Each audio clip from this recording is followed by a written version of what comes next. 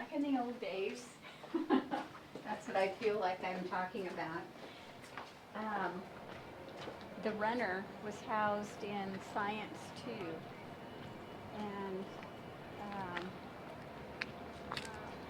there were two rooms side by side. I think it was room 163 and 165.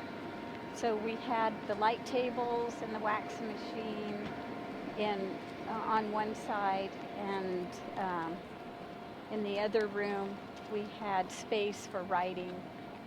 You know, I don't even remember what kind of computers we had or if we were using typewriters. That's how long ago it was.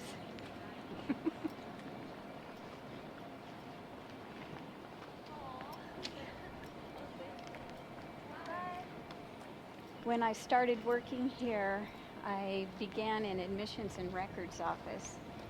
And so right away I started taking journalism classes, communications classes.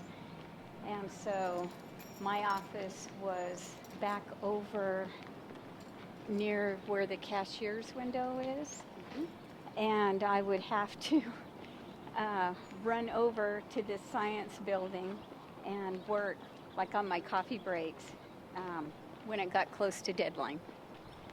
You probably know how that is.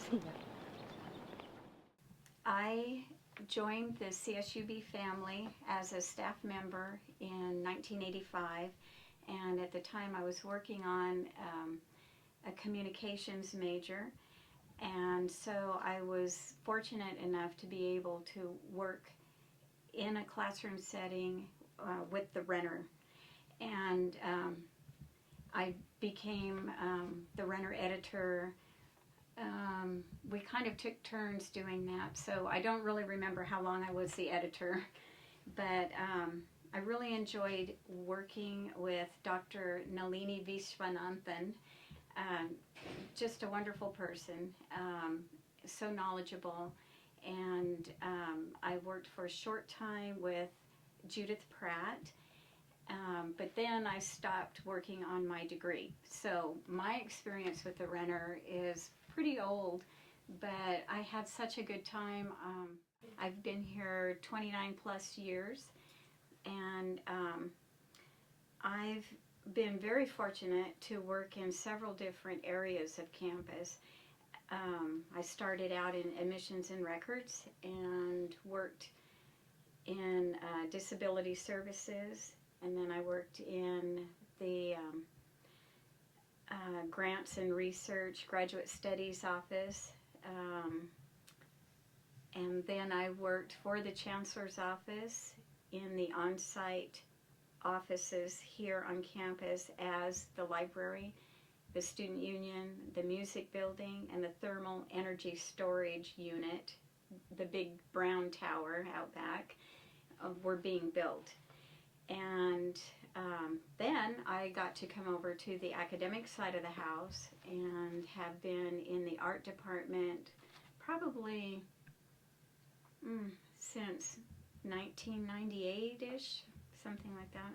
This was from November 11th, 1985, and I had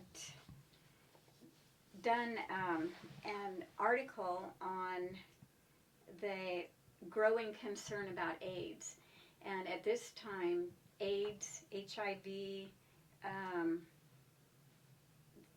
all of this information was like brand new, and so I went about trying to read up on any information that I could find, and I interviewed a couple of people, and my work paid off. I feel like it paid off. I was honored with a Kern Press Club award for my article, and it's Zimmerman Head's Task Force, How Immune System Breaks Down. And so here's my paper. I proudly display my plaque that I was given. It's in my office. We should go take a picture of that. And I feel like that was probably the most important story that I ever wrote in junior college and so far in college, because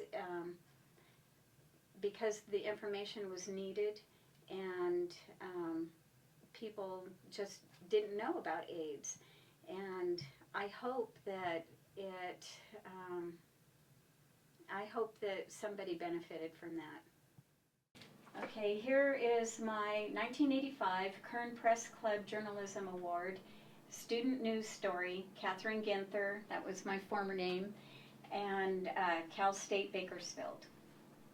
So I'm very proud of that, and I'm just happy to share this with you. And happy anniversary, Cal State Bakersfield.